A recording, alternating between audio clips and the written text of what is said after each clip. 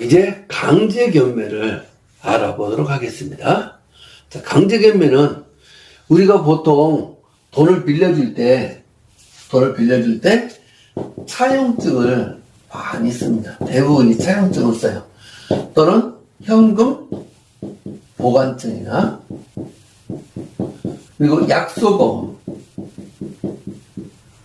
이런 것들을 A4 용지에다가 작성을 해서 이제 돈을 빌려줘요. 돈을 빌려주고 나면 이제 이자도 안 내고 원금도 안 갚아주면 이걸 소송을 걸어요.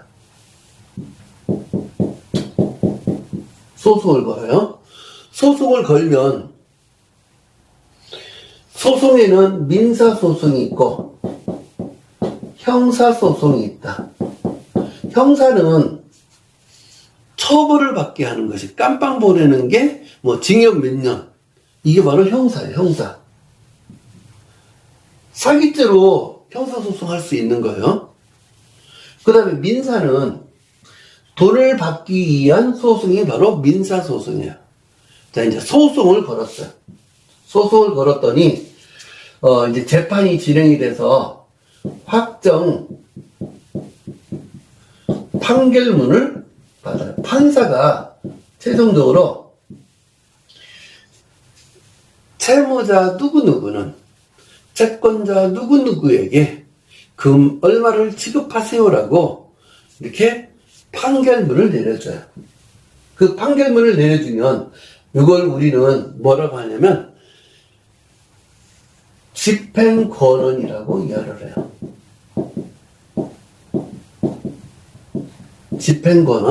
집행권원은 공정증서도 공증을 받으면 공정증서 요것도 집행권원이라고 이야기를 한다.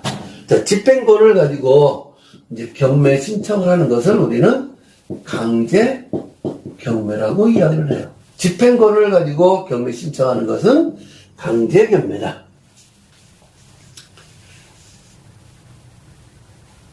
자, 그런데 강제 경매를 신청을 하려면 부동산이 어디에 있는지를 알아야 될 거 아니에요. 부동산이 어디에 있는지 알지 못하면 경매 신청할 수가 없어요.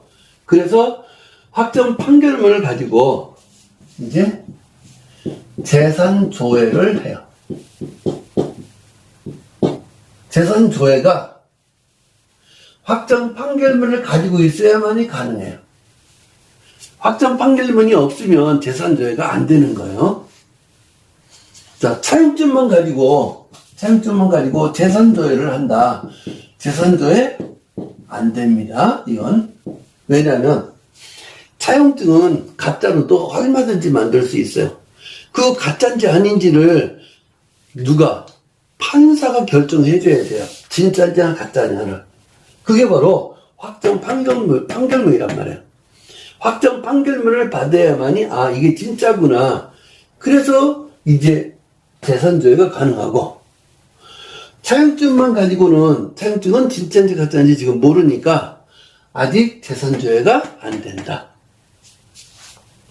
그러면 확정 판결문을 받아서 재산조회를 이제 신청을 하면, 재산조회는 법원에서 신청을 하면 법원에서 채무자한테 너 재산이 어떤 거 있는지 여기다가 적어서 제출하세요 라고 딱 통보가 와요. 그러면 재산 어디에 뭐가 있다라는 걸, 그런데 재산 없음 이렇게 해가지고 딱 제출을 해요. 그러면 이제 법원에서 다 조회를 해봅니다.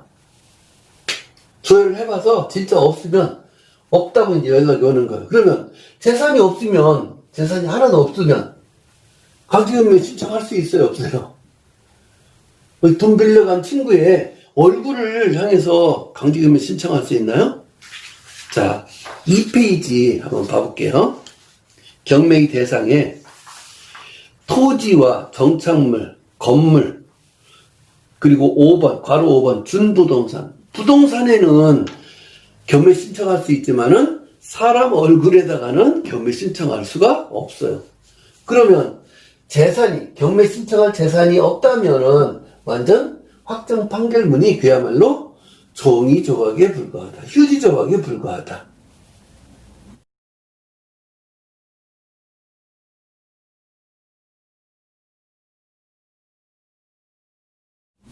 열심히 노력해가지고 판결문 받았더니, 힘들게 판결문 받았더니, 그 판결문이 그냥 종이 조각에 불과하면 아무 의미가 없는 거잖아요. 그래서 차용증만 가지고 여기에다 중간에다가 소송을 걸기 전에 뭘 지금 해놔야 되는 거예요. 그래서 제가 여기를 길게 지금 이렇게 해놨어요. 뭘 해놓을까요? 가압류를 하는 거예요. 가압류. 근데 아까 차용증 가지고 재산주회를 못 한다고 했잖아요. 그죠? 그러면 가압류는 어떻게 할까? 이 가압류라는 것은 압류를 임시로 먼저 한다. 가압류라는 용어 자체가 나중에 우선 변제권이 있는 것들 하면서 다시 다 설명을 드릴 거예요. 우선 변제권이 있는 것들. 그때 설명을 드리지만은 가압류, 압류를 임시로 먼저 한다. 소송을 걸기 전에 압류를 먼저 한단 말이에요. 왜? 가압류를 안 해놓고 나서 소송을 걸면 법원에서 통보를 다 받고 나서 아이고 요거 경매 들어가기 전에 얼른 이거 팔아먹어야지 하고 다 명의변경 다 바꿔놨어요. 명의변경 다 바꿔놓으면 재산 없음하면 이때 확정 판결문 받아가지고 재산 조회하면 재산이 하나도 안 나온다.